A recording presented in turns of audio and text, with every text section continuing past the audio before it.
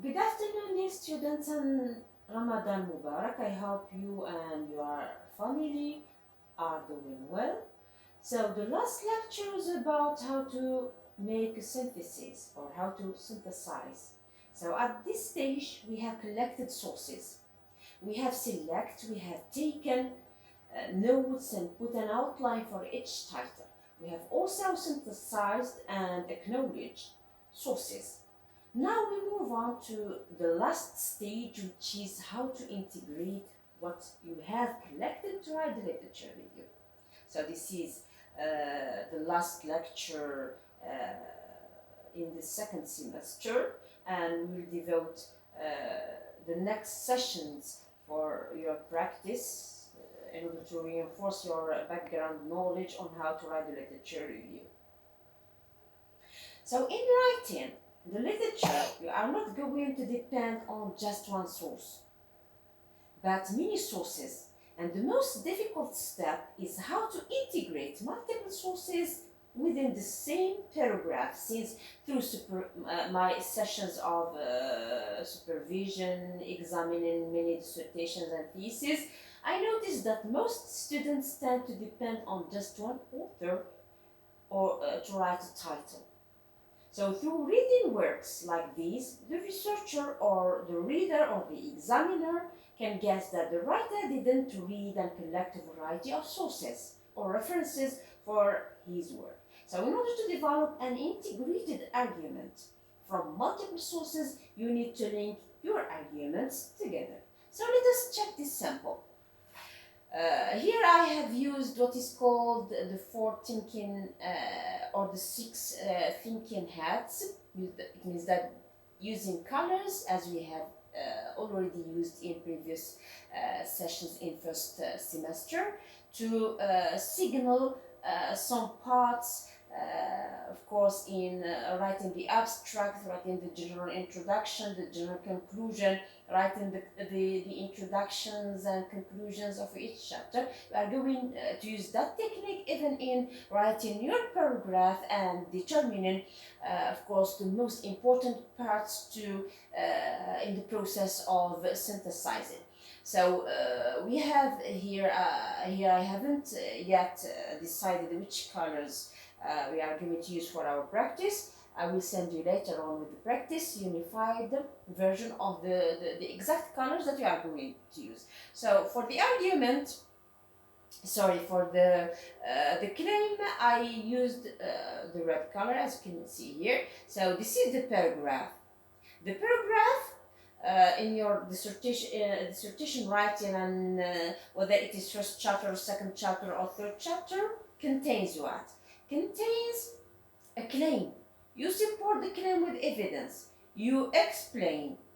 Then, here it depends on the situation, the content, and of course, the type of paragraphs. We are going to see different types of paragraphs with the use of these basic features, including claim, analysis, using counterclaim, evidence, etc. So as you can see here, the topic is about motivation. Most early theories of motivation were concerned with need satisfaction. So this is what? The topic sentence, and you have already seen that in written expression module. So this makes what is called the claim, the main claim. So the main claim should be supported with what? With evidence. And here I need you to make a distinction between the author's evidence and the author's exception.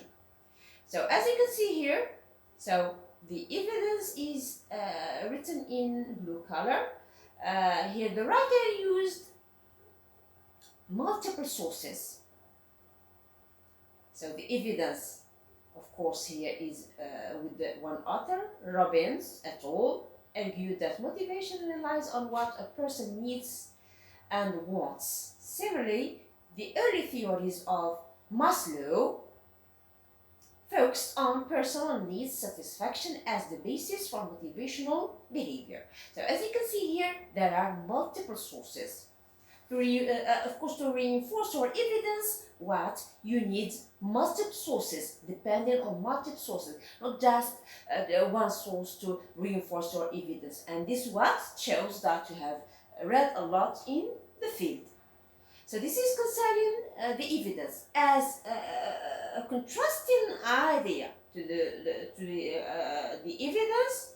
Here I can even use theories which support or claims which support or which contrast, of course, the previous theories. However, in recent studies outlined by Leonard et al. 1999 suggest that personality and disposition play an equally important role in motivation. As you can see here, so this is what? A contrasting idea, and it is what? It is not a counterclaim, because counterclaim is here what is the opposite of the claim. It means here most early theories of motivation were concerned with need satisfaction. This is my claim. I should build what? A counterclaim in the second paragraph. So this here, as I told you, you should use what? Contrasting and comparing techniques to reinforce your evidence. And here I used, of course, colors. When it comes to the concluding sentence represents what? The linking. And we have seen the name of what is called the linking sentence. So this is concerning this sample. Let us now move on to another sample. And this sample is taken from a student's analysis. By its very nature, motivation requires a degree of individual satisfaction. So this is the claim of the student. The student here supported the claim with an evidence of first evidence. So sometimes you can build or support your claim with not only with one evidence, 1, 2 to 3 sentences expressing evidence. So we've got Robbins et al. Suggests that motivation has as its very basis the need to focus on, and this is supported by Shaw. So here we've got Shaw et al. 2000, who contend that this, and we've got the third one, as you can see here. So here just two parts as evidence, and here this expresses what? That the student has read a lot in the field and masters how to work with, of course, the literature that he took from his readings. The explanation here, it can be argued that the desire to improve one's status is a highly motivational force. So you should explain what the evidence, and when it comes to the placement or the order of these, the explanation or the student's analysis can be before the evidence, and you include the evidence, or after the evidence. And when it is included before the evidence, here it is mainly included when you are quoting. You should include your analysis or your explanation before citation. But when you are paraphrasing, include your analysis or your explanation after the evidence. And you've got, of course, you've got a concluding sentence which makes what? Which makes a link. So this is concerning this sample. So we should know that not all paragraphs contain analysis, but you should show that you have critically evaluated previous scholarship. Of course, not all paragraphs can contain analysis, but at least in one sentence show what or critically evaluate what previous scholars have brought to the field. To integrate your readings in your paragraphs, this step is the most difficult step in writing. So we have seen how to take notes and how to synthesize, and it's preferable to use the synthesis matrix to provide good evidence, as we have seen in the previous session. Now we need to build our argument. Building an argument for each paragraph and providing evidence for each claim is not an easy task. To include all these parts in one paragraph, we are building what is called. So before that, let us check in here. So this is another sample, or it is the previous sample, and here shows the most important parts in your paragraph. We've got the outline of your paragraph, which is the topic sentence, and the topic sentence represents what? Represents the claim. You've got the supporting evidence from your readings. You've got either you explain, or if there are some contrasting theories, why not to present them? And there is by the end linking, or here a concluding sentence, and it is important to include a concluding sentence, a sum of what you have presented in, of course, your paragraph, and it is a map road to the following paragraph. So let us return to what I have mentioned, what is called the P paragraph. So in fact there are many paragraphs or types of paragraphs that contain the point, the evidence, and other additional elements. So what is meant, or the first type is called the P paragraph. So this type of paragraph contains what? Contains, as you can see, the point, and the point is the claim. I tried here to use colors so that you will recognize these parts, and it is important to work with colors in the activities to see I need to see your feedback. So you've got the evidence, you've got the explanation, and linking. So in here, make your point. It means that develop your claim. Support your claim with previous scholarship and explain. Here we are going to explain, not to analyze, to explain the evidence, and link your paragraph to the following paragraph. So this is called the P paragraph, and this is the first type. This is a sample taken from what makes a good paragraph, and the sample is about ICT and education.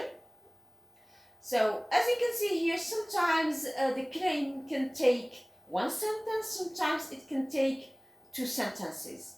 So as you can see here, let us read it. In today's society, more than ever, technology has greatly impacted the ways in which we learn and teach a multitude of topics. Among those making the most of e-learning platform are topics which address employee performance. So this is the claim.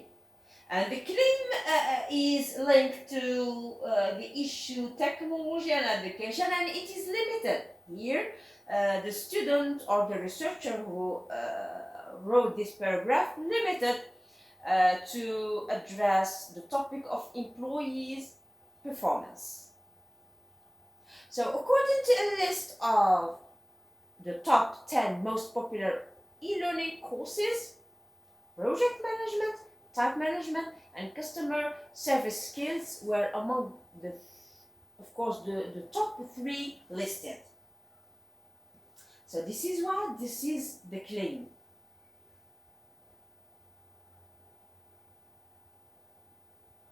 This claim, so this is the evidence. This evidence is explained by the student, but what here